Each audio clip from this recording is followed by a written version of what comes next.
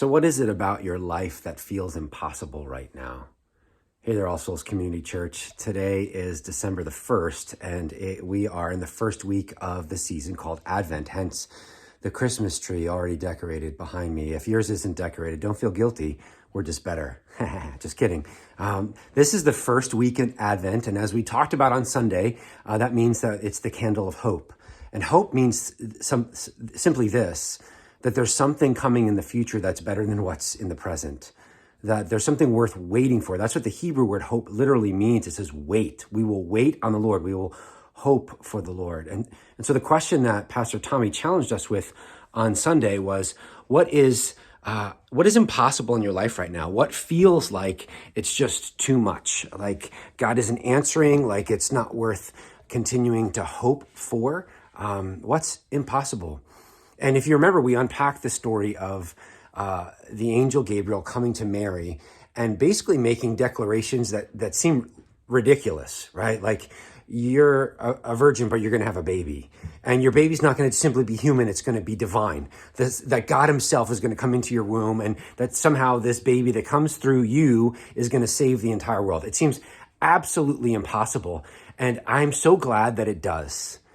Because as many of us know, when we come into this Advent season, there's a sense in which holiday seasons, and especially Christmas, invite us into reflection and introspection, to see the things about our lives that maybe we don't like, to remember the people that we've lost, those aspects of life that we absolutely don't like.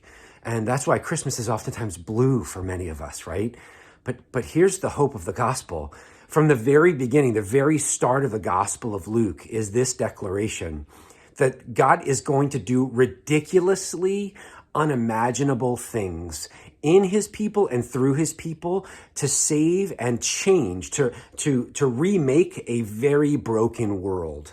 And if that's what our God is able to do, and if that's what he's promised to do from the beginning, when he says to Mary, who has the same response that any of us would have, how can this possibly happen? I don't have a husband. I've not had sex. Like, I don't know what this is supposed to look like. If he says, the angel Gabriel says this, hey, I'm the one who's been right next to God forever, and nothing, let me say it again, nothing will be impossible for God.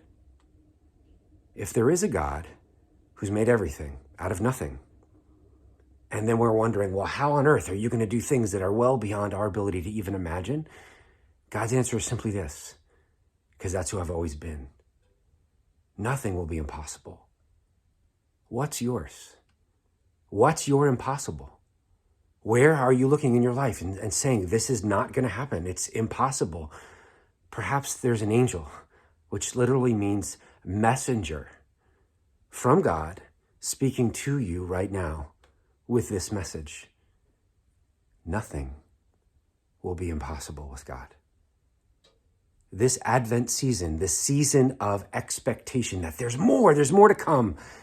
My prayer is that we will walk through this season together as a church, not simply believing, but seeing, like Mary did, reason to rejoice in the God who does impossible things, who makes the impossible possible, who's done it from the beginning, and who says, if I did it then at the beginning, what do you think I'm going to do in your life too? Tonight, this week, this Advent season, I pray that you'll see that God with new eyes and with an open heart, and you'll hear him say the same thing that he's been saying for 2,000 years. Nothing, friends, is impossible with our God.